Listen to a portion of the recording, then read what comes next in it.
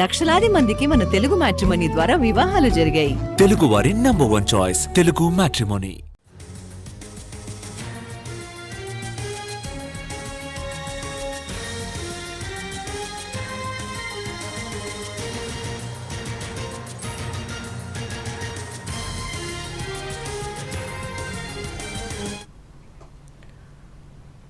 లొంగిపోతారా లేదా ప్రాణాల మీదకి తెచ్చుకుంటారా? ఇది మావోయిస్టు టాప్ లీడర్స్ కి బస్తర్ ఐజీ వార్నింగ్. లేటెస్ట్ గా గణపతి, హిడ్మా లాంటి అగ్రనేతలే టార్గెట్ గా పెద్ద సంఖ్యలో రంగంలోకి దిగిన భద్రతా బలగాలు ఛత్తీస్గఢ్ నేషనల్ పార్క్ అటవీ ప్రాంతాన్ని జల్లెడపడుతున్నాయి. మరోవైపు బలగాల్ని వెంటనే వెనక్కి పిలిపించాలని పౌర హక్కుల సంఘాలు డిమాండ్ చేస్తున్నాయి.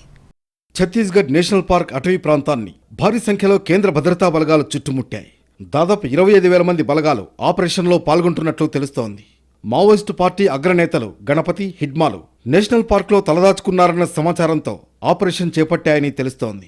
అయితే నేషనల్ పార్కును చుట్టుముట్టిన కేంద్ర బలగాలను వెంటనే వెనక్కి పిలవాలని పౌర హక్కుల సంఘాల నేతలు డిమాండ్ చేస్తున్నారు.